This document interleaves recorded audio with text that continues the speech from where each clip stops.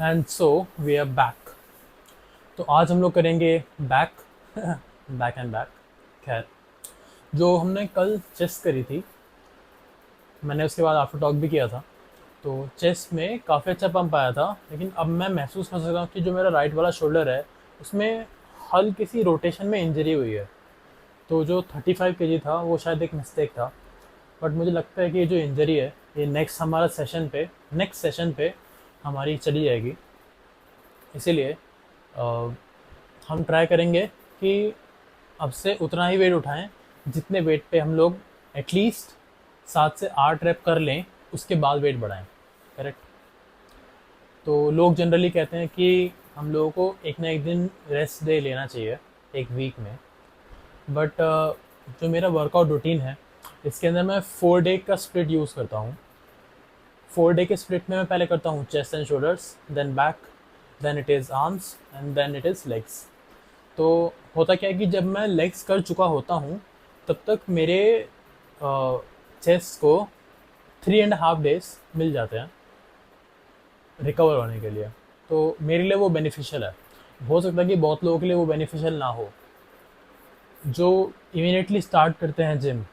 For example जिसने अभी अभी रिसेंटली जिम स्टार्ट किया है करना, हो सकता है उसके लिए वो बेनिफिशियल ना हो। क्योंकि जब हम लोग अर्ली स्टेज में होते हैं जिम के, तो हमारी जो मसल होती है उसकी सोरनेस बहुत ज़्यादा होती है। तो हम लोगों को सोरनेस इवन आफ्टर 3 और 4 days फील होती है। तो मुझे तो थोड़ा बहुत टाइम हो गया है करते हुए, इसीलिए मुझे वो सोरनेस अभी फील नहीं होती। तो कल मैंने चेस्ट किया था, आज हो जाएगा बैक, कल हो जाएगा आर्म्स, परसों लेग्स।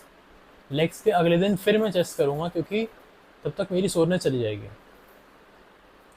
आज है संडे। तो हमारे जिम का ये एक मेंटेनेंस का रूल होता है कि ये लोग सुबह के टाइम, जो मैं जनरली जाता हूँ जिम के, सुबह के टाइम जिम को क्लोज रखते हैं ताकि वो ढंग से सफाई वगैरह कर सकें। और जो बाकी मेंटेनेंस की चीज़ें होती हैं वो सब कर सकें। ग्रीजिंग वगैरह, एसी वगैरह ठीक करवाना, वॉशरूम्स वगैरह ठीक करवाना, एक्सेट्रा एक्सेट्रा। तो फिर संडे के दिन ये लोग जिम दोपहर को 3 बजे खोलते हैं। तो अभी बज रहे हैं 4 और मैं रेडी हूँ अपने आज से सेशन को करने के लिए। आज हमारा रहने वाला है बैक। तो जैसे कि मैंने लास्ट वीक में भी किया था, बैक में मैं स्टार्ट करूँगा पुलअप्स से, और पुलअप्स के अंदर मैं लगाऊंगा वेट। लास्ट टाइम मेरे को जो तो याद है कि मैंने 30 kg से 4 या फिर 5 रैप करे थे ऑफ पुलअप्स। तो आज मैं ट्राई करूँगा उन 5 रैप को 6 या फिर 7 रैप में कन्वर्ट करने का। तो after doing 3 sets of pullups we will do lat pull downs. Lat pull downs में हम लोग सिंपल चीज़ पे फोकस करेंगे कि जब हम लोग नीचे आते हैं तो हम लोग अपनी बैक को कंट्रैक्ट करने का कोशिश करेंगे, दबाने का कोशिश करेंगे, मोड़ने का कोशिश करेंगे। और जैसे ही हम लोग ऊपर ले जाते हैं तो जितना हो सके उतना स्ट्रेच करने का कोशिश करेंगे। इसके भी हम लोग 3 सेट लगाएंगे। और लास्ट सेट जो हमने लगाया था, जहाँ तक मुझे ध्यान आ रहा है, वो 90 kgs का था। तो इस बार हम लोग ट्राई करेंगे 90 kgs पे ही 6 to 7 रेप सस्टेन करने का। आज हम लोग आज हम लोग वेट को बढ़ाने की कोशिश नहीं करेंगे। खैर, सेकंड में मैंने एक चीज़ नोटिस करी कि हमारे जिम में एक मशीन मिसिंग थी, जिसको बोलते हैं चेस्ट सपोर्टेड डिक्लाइन में रोइंग। तो इस बार उन्होंने ये न्यू मशीन इंस्टॉल कर दी है। तो मैं इस बार सीटेड रोइंग की बजाय मैं चेस्ट सपोर्टेड डिक्लाइन रोइंग करूँगा इस बार, ताकि थोड़ा मैं अपर बैक को अपना फोकस दे सकूँ। उसके अलावा मैं सोच रहा हूँ कि जब सॉरी एक सेट जब मैं अपनी डिक्लाइन रोइंग ख़त्म कर लूँ, तो मैं ट्रैप्स पे भी अपना एक सेट दे पाऊँगा उधर उस समय। तो थोड़े बहुत मेरे ट्रैप्स भी ट्रेन हो जाएंगे उसकी वजह से। Then will move back to our rear delts. Rear delts में सेम वही एक्सरसाइज करेंगे कि पेक डेक पे बैठेंगे और 90 डिग्री तक अपने हाथ को स्ट्रेच करने की कोशिश करेंगे। देन सॉरी, स्ट्रेच नहीं, कॉन्ट्रैक्ट करने की कोशिश करेंगे। Then we will stretch all the way back to 180 degrees. फिर हमारी एक्सरसाइज खत्म हो जाएगी। Then we will do pose and then we will move on to back home.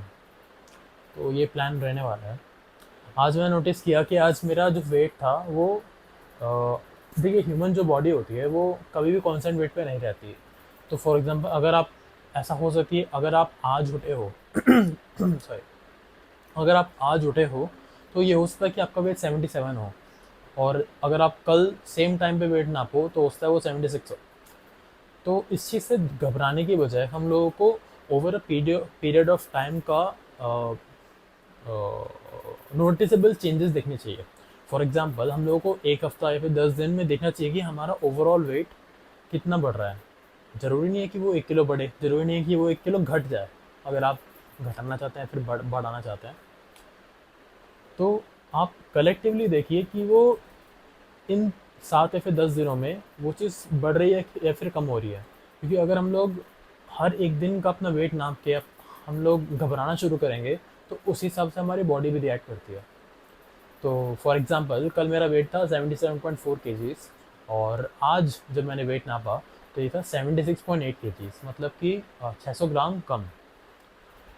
तो इन चीज़ को घबराने की बजाय इस चीज़ को इग्नोर करके हम लोगों को डेली कैलोरी इनटेक पे फोकस देना चाहिए, और हो सके तो गुड अमाउंट ऑफ कार्ब्स अगर आप बल्क कर रहे हो, और गुड अमाउंट ऑफ प्रोटीन अगर आप कट कर रहे हो, इन पे फोकस देना चाहिए। Actually good amount of protein दोनों चीज़ में चाहिए होता है। गुड अमाउंट ऑफ कार्ब्स हम लोगों को इनटेक करने पड़ते हैं बल्क के टाइम में, और गुड अमाउंट ऑफ कार्ब्स हमको रिड्यूस करने पड़ते हैं अपने कट के टाइम पर। खैर, तो आज यही रहने वाला है, और मैं मिलता हूँ आपसे डायरेक्टली जिम में। Okay, back at our beautiful gym now. It's time for 10 kg pull up. Target करते हैं एटलीस्ट 10 रेप्स का, तो फिर ईजी है।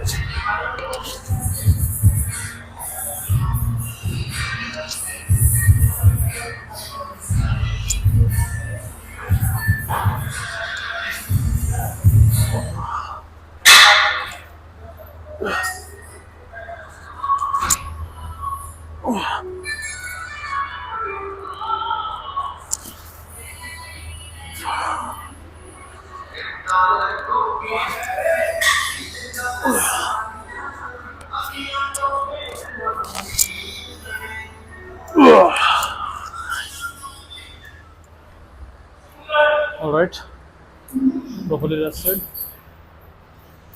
It's 20 kgs.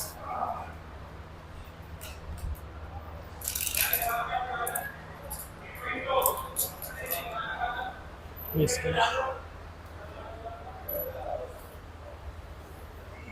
close grip for lats.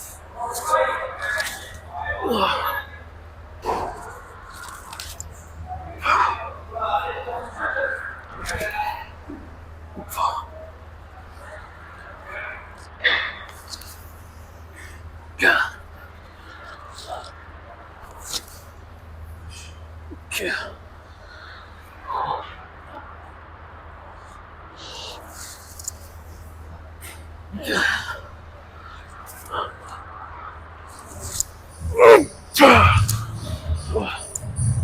Oh, nice set. Nice set.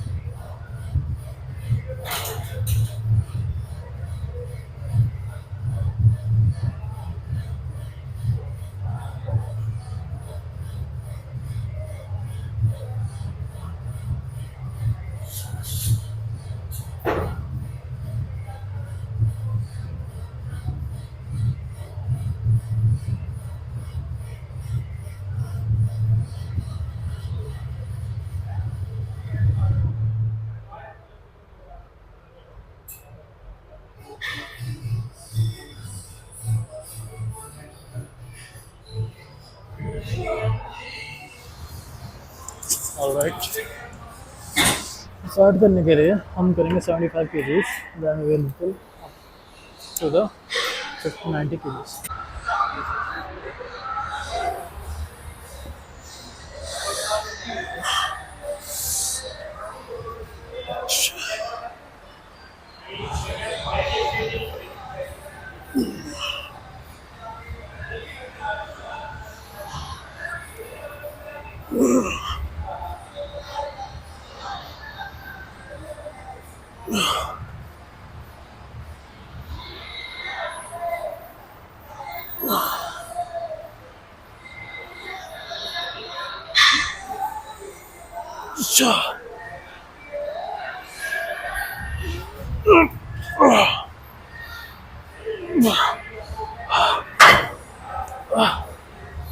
All right, rested enough, about 4.5 minutes.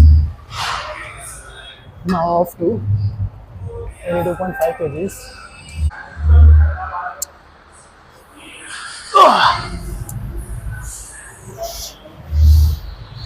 Lean back, shoulders behind.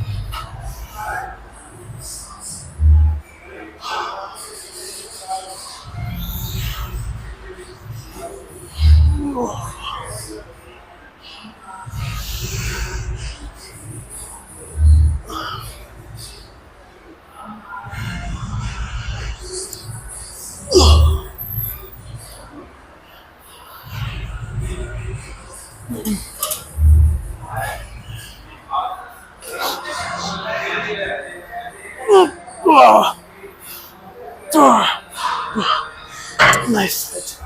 Okay, so off to our last set. It is 90 kgs. इसमें try करेंगे हम at least 5 reps आने का. उसके बाद हम लोग क्वाड्सेस लगाएंगे ताकि हमारे लैट्स मैक्सिमम स्ट्रेच हो सके. Background music won't stop even on Sundays. Okay, let's go. Give our best. Is it set? Phew.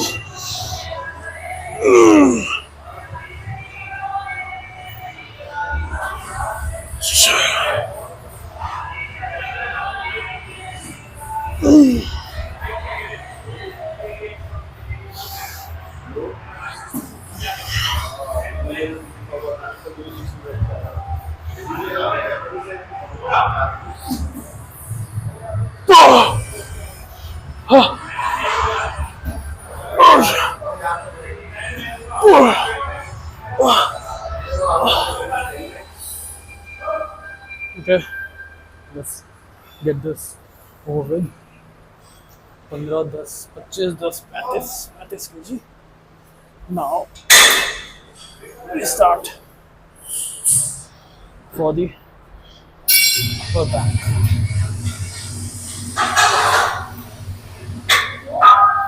Usually मैं अपर बैक की एक्सरसाइज को अवॉइड करता हूँ, मगर this new machine intrigued me into trying it out.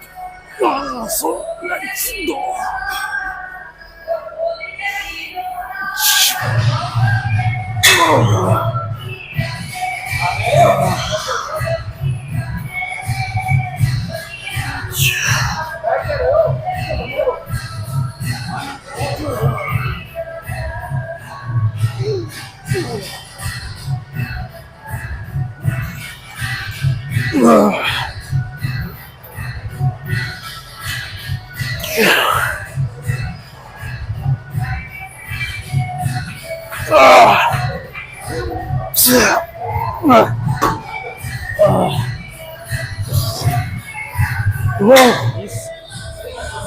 और try करेंगे पूरा stretch करने का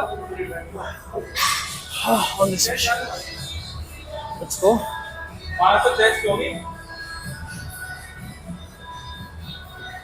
Ignoring the public music, we have our own music in our head.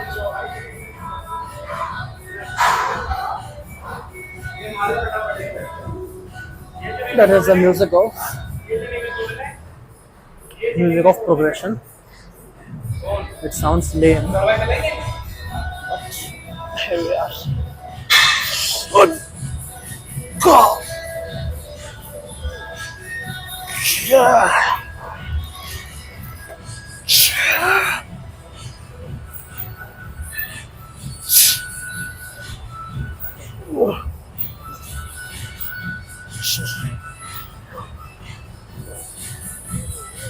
तो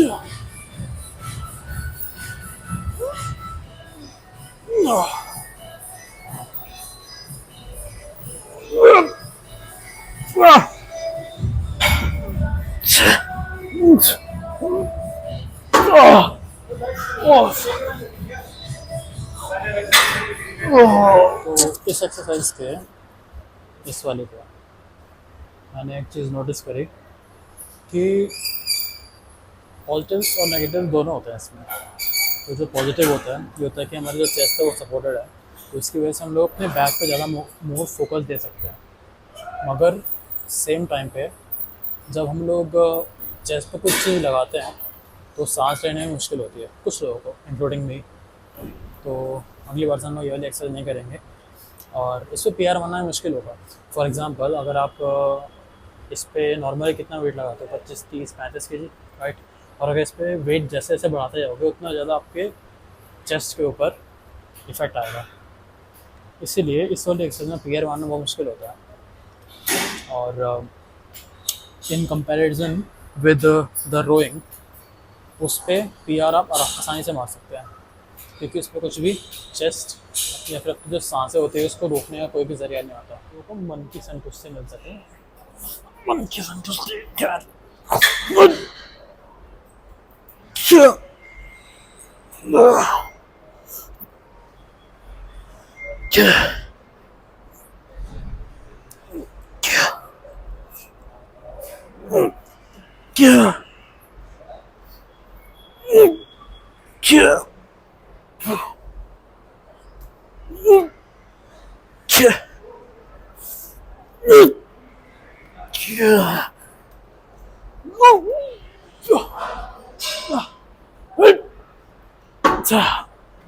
Oh fuck. Oh nice. Back to the image. कुछ नहीं. Now, as promised, अब हम श्रग्स करेंगे फॉर द ट्रैप्स। एक ही सेट करेंगे, इसलिए मैक्सिमम पुश देना अपने आप को। वेट हम लोग उतना ही लगा रहे हैं, 45 kgs। और ट्राई करेंगे हम लोग अपने शोल्डर्स को पूरा ऊपर स्विच करने का एंड स्लोली गोइंग डाउन। इससे हमारे जो ट्रैप्स हैं वो अच्छे खासे ट्रेन हो जाएंगे। चलो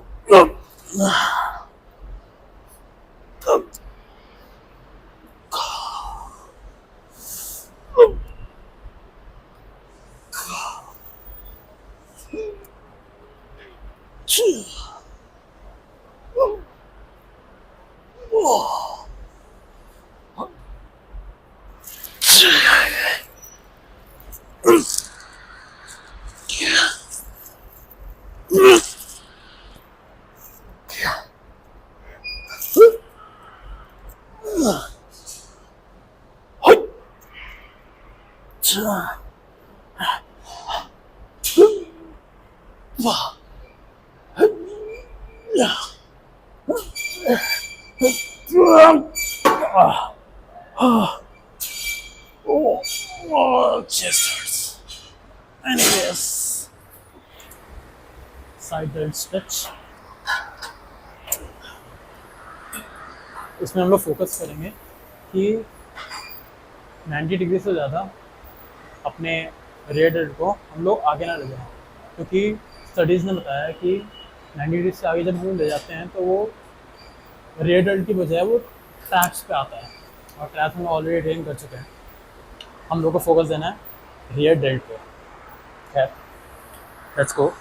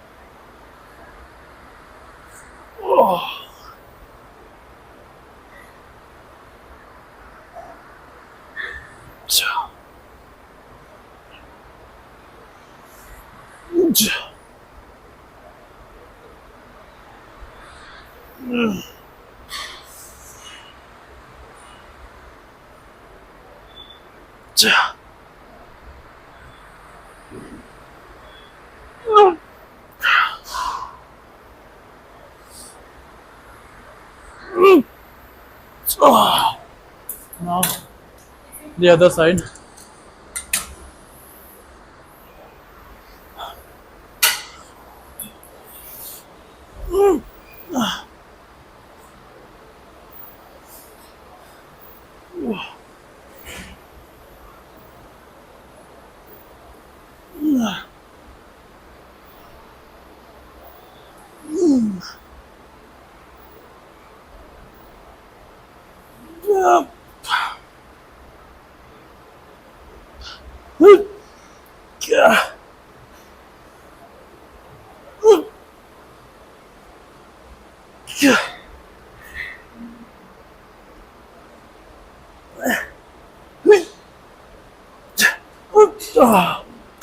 Oh, so the good thing about these kind of exercises is that you can focus solely on one muscle. For example, जब हम लोग रियर डेल्ट की स्ट्रेचिंग करते हैं तो हम लोग सिंगल हैंड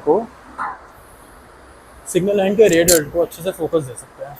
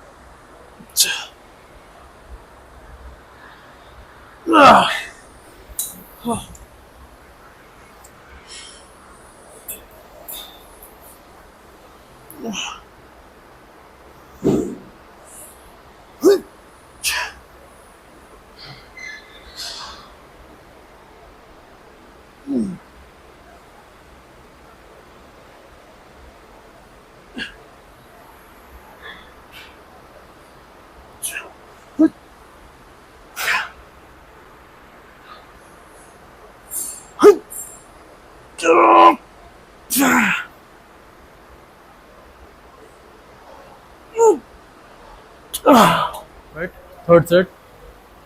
तो एक बात नोटिस कर रहा हूँ मैं कि जो मेरा राइट हैंड है उससे जो कल इंजरी लगी थी, उस इंजरी की वजह से मैं उतना वेट नहीं उठा पा रहा जितना मैं आसानी से लेफ्ट हैंड पर उठा पा रहा हूँ.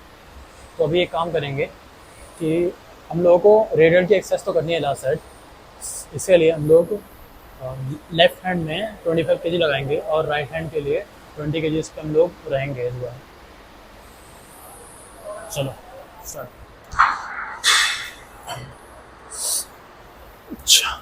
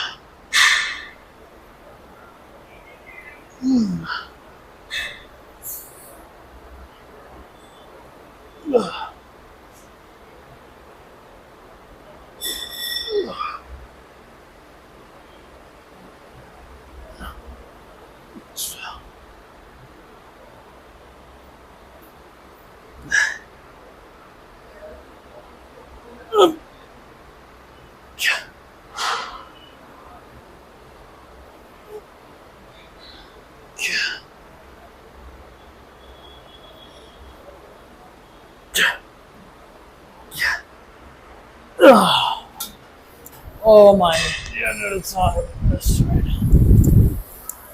Right, last back exercise आप पंप के लिए कर सकते हैं इसको.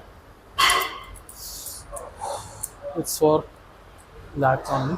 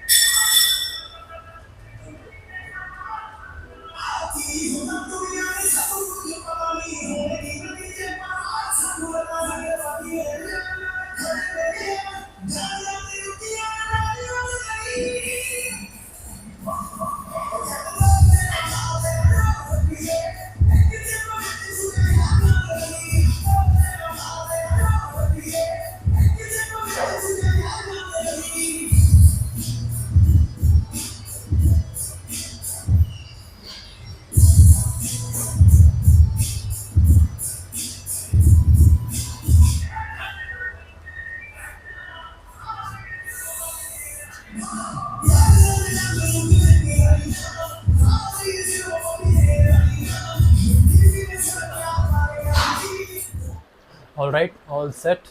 तो हम लोग घर आ गए हैं वापस. ट्राइपॉड नीचे जा रहा है.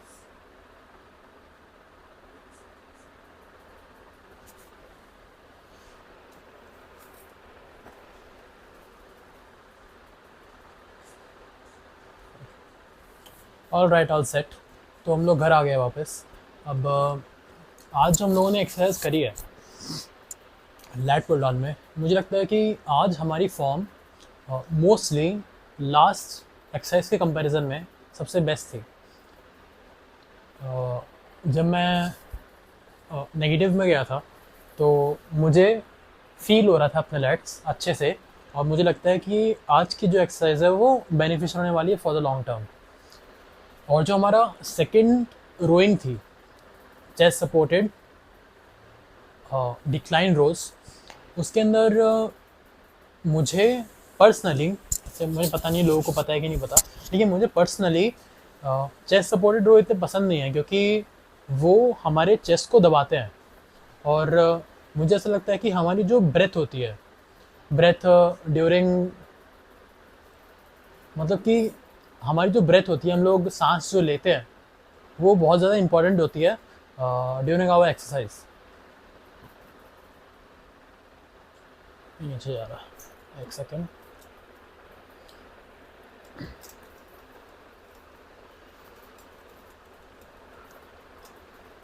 Okay, now good, good. तो जो हमारी सांस होती है वो बहुत ज़्यादा इंपॉर्टेंट होती है ड्यूरिंग आवर एक्सरसाइज।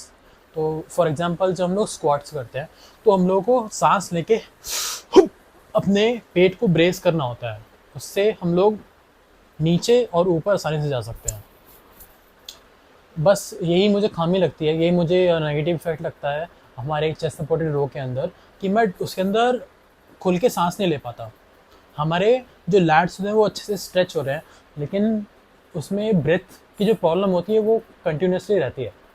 तो आज हमने उसको ट्राई किया है। हमारी जो अपर बैक है उस पर काफ़ी अच्छा इफेक्ट आया है। हम लोग उसको कभी कभी अपने शेड्यूल में एंटर कर सकते हैं, बट मुझे लगता है कि फॉर द लॉन्ग टर्म हम लोगों को सीटेड रो पे ही स्टिक रहना चाहिए। खैर, शायद मेरी आँख ये वाली लाल दिख रही होगी, क्योंकि मैं जब आ रहा था तो मैं बाइक पे था, मैं बाइक से जिम जाता हूँ। तो जब मैं आ रहा था तब मेरे राइट वाली आँख में एक कीड़ा चला गया था। मैंने आँख क्लोज़ करी थी और मैं घर पे आके वॉश करी तब जाके निकला है वो। खैर, हम लोगों का कल रहेगा बाइसेप्स एंड ट्राइसेप्स, और सेम चीज़ हम लोग फोकस करेंगे जो लास्ट टाइम किया था। बाइसेप्स में अपने हाथों को ढंग से स्ट्रेच करने का, और ट्राइसेप्स में जब हम लोग नेगेटिव पोजिशन होते हैं उस समय हमारा जो लॉन्ग हेड होता है वो स्ट्रेच होता है। तो हम इन दोनों चीज़ पे फोकस करेंगे कल के टाइम पे। एक चीज़ मैं पहले के टाइम बताना भूल गया था कि जब हम लोग अपनी वेट को नापते हैं हर रोज़, हर हफ्ता या फिर हर महीने, तो हम लोगों का वेट अप या डाउन तो होता है हमेशा, करेक्ट। इसमें एक मेजर इंपॉर्टेंट चीज़ होती है, वाटर इनटेक। अगर आप सुबह सुबह उठ के पानी पी के वेट नाप रहे हो तो आपका वेट इनकंसिस्टेंट आएगा इन कंपैरिजन तो अगर आप ना पानी पी के आते हो। फॉर एग्जांपल, अगर आप अपना डेली बिजनेस करके आते हो, डेली बिजनेस मतलब that business in the bathroom, अगर आप वो करके अपना वेट नाप रहे हो तो मुझे लगता है वो सबसे अच्छा टाइम है अपने वेट को कंसिस्टेंटली मॉनिटर करने का। हालांकि एकदम एक्यूरेट नहीं रहेगा वो भी, मतलब एकदम प्रिसाइज नहीं रहेगा कि आप लोगों को हर दिन ग्रोथ दिखेगी या फिर हर दिन आपको नेगेटिव में दिखेगा, लेकिन मोस्ट इफ़ेक्टिव और मोस्ट प्रिसाइज जो मेजरमेंट रहेगी वो आपकी डेली बिजनेस करने के बाद की होगी। ट्राई करेंगे कि हम लोग वाटर इनटेक ना करें बिफोर डूइंग द मेजरमेंट। खैर, मेजरमेंट इतना एक्यूरेट नहीं होता है इंसानों के अंदर। हम लोग एक और चीज़ कर सकते हैं, एक तो मेजरिंग टेप से अपने इंचेस नाप सकते हैं, चाहे वो कमर का हो, चाहे बाइसेप्स हो, चाहे चेस्ट हो, चाहे कुछ भी हो। और सेकंड चीज़, हम लोग एक फैट का कैलिपर आता है, अराउंड कितना 250-300 रुपये का करीबन आता है वो, उसको लेके हम लोग अपना फ़ैट कंटेंट भी नाप सकते हैं अगर हम एक फ़ैट परसेंटेज को एम करके रखे हुए हैं। फॉर एग्जांपल, जब मैंने कट स्टार्ट किया था मार्च में तो मेरा फ़ैट परसेंटेज था अराउंड 19.5%, और जब मैंने कट को पॉज किया वो था जुलाई के एंड में, तब मेरा 10.3% बॉडी फैट परसेंटेज गया था। हालांकि मैंने बॉडी कैलिपर्स यूज़ नहीं किया, उसके लिए एक फार्मूला होता है जो हम लोग calculator.net करके एक वेबसाइट है उस पर डालते हैं, वो हमको बताता है कि कितना परसेंट है हमारा बॉडी फैट। खैर, इसके अलावा अगर आप बल्क कर रहे हैं तो बल्क में आपको फ़ैट पे फोकस नहीं देना चाहिए।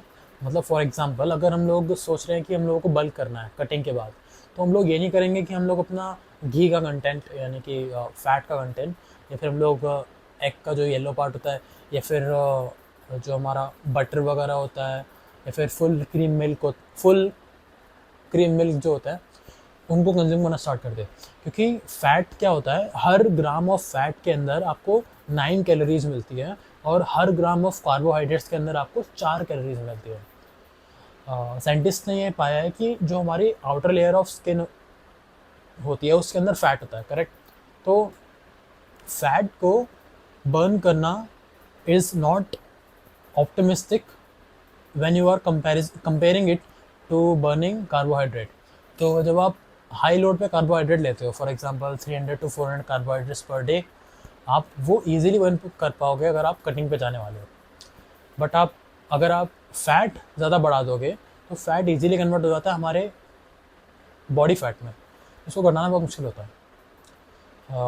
एक चीज़ मैंने और नोटिस करी है कि मेरे लिए कटिंग करना बहुत आसान था, बल्कि बल्क करना थोड़ा मुश्किल हो रहा है मुझे, क्योंकि कट करते समय जब हम लोग कट करते हैं तो बेसिकली हमारा कॉन्सेप्ट ये रहता है कि हम लोगों को कम खाना है, हमारी कैलोरी इंटेक से कम खाना है।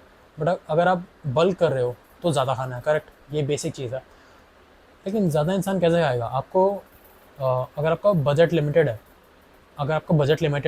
तो आप ज़्यादा कंज्यूम करने के लिए आपको बेहतर फूड क्वालिटी चाहिए होगी।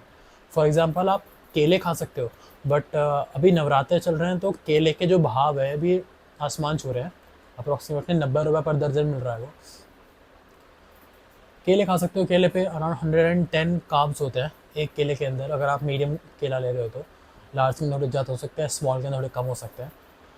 केले के अलावा राइस होता है, राइस के भी भाव बढ़ रहे हैं अभी। अब मार्केट में आप देखोगे तो नॉर्मल बासमती राइस 60 रुपीज़ पर केजी से स्टार्ट होता है। इनके अलावा गुड फैट्स में आपको मिल जाएगा सेब, मतलब एप्पल। एप्पल सस्ता आता है, एप्पल ठीक है, एप्पल ले सकते हैं। और गुड फैट्स में आप दाल वगैरह का कंज्यूम कर सकते हो। गुड फैट्स की बात कर रहा हूँ, कार्बोहाइड्रेट्स की बात नहीं कर रहा। और कार्ब्स में आप और ओट्स ऐड कर सकते हैं। ओट्स मैं यूजुअली रोज़ खाता हूँ मॉर्निंग के टाइम में दूध के साथ, around 60 to 70 grams with milk boil करके, उसमें थोड़ा सा हनी डाल के, टेस्टी रहता है, सही रहता है। और एक स्कूप प्रोटीन का, ये रहती है मेरी डाइट। और हमारे कार्ब्स हो गए, प्रोटीन हो गया और फैट हो गया, करेक्ट। ये 3 हमारे मेन माइक्रो न्यूट्रिएंट्स होते हैं। हाँ, अगर हम इन तीनों चीज़ों को कंट्रोल में रखें और हम लोग अपनी एक्सरसाइज ढंग से करें, कंसिस्टेंटली करें, ये नहीं है कि हम लोग 2 दिन किए 4 दिन नहीं किए, ऐसा नहीं, मतलब कंसिस्टेंटली हम लोग मेहनत करते रहे अपने ऊपर, तो हम लोगों को प्रोग्रेस दिखती है। अब चाहे आप बिगिनर हो, चाहे आप इंटरमीडिएट हो, चाहे आप एक्सपर्ट हो, एक्सपर्ट नहीं कह सकते, मतलब एक लेवल पे आ गए। फॉर एग्जांपल आपने जिम में दे दिए 8 साल 9 साल, आपको ग्रोथ दिखेगी पक्का। क्योंकि मुझे भी रिसेंटली महसूस हुआ है ये, कि जब मैं अपनी डाइट कंट्रोल कर रहा हूँ और जब मैं अपने एक्सरसाइज रूटीन को कंट्रोल कर रहा हूँ, तो मुझे ग्रोथ इन एक्सपोनेंशियल टर्म्स मिल रही है। ऐसा नहीं है कि हम लोगों को आज 1% मिली, कल 2% मिल रही है, ऐसा नहीं है, हमें एक्सपोनेंशियली हाई ग्रोथ मिल रही है। मैं इसमें कभी कभी रिग्रेट करता हूँ कि जब मैंने 2015 में अपने जिम स्टार्ट किया था, जब मैं कॉलेज के फर्स्ट ईयर में था, तो मुझे तब से ही डाइट पे अच्छा फोकस देना चाहिए था। तो मुझे लगता है कि पहले 1-2 साल में ही मेरी काफ़ी अच्छी बॉडी बन चुकी होती उस समय तक। But better late than never. तो हम लोगों ने अभी अपने डाइट पे फोकस देना स्टार्ट किया है पिछले 6 महीने से, और ग्रोथ ज़बरदस्त है इसके अंदर। तो अभी जो भी लिफ्टर्स हमारे जो दोस्त हैं, अब जो नए स्टार्ट करे हैं फिर करने वाले हैं, तो मेरी एक ही एडवाइस रहेगी इसके अंदर कि आप अपनी डाइट पे फोकस दो। डाइट के अलावा कुछ मैटर नहीं कर रहा जिम के अंदर। आप एक रेशियो होता है 80-20 का रेशियो, कहा जाता है कि अगर आप 80% डाइट पे फोकस करते हो और 20% जिम में फोकस करते हो, तो 100% आपका ग्रोथ आएगा। खैर, ये रहा हमारा आज का। और कल हम लोग, जैसे बता दिया कि कल हम लोग करेंगे आर्म्स। फिर मिलते हैं आपसे कल, बाय।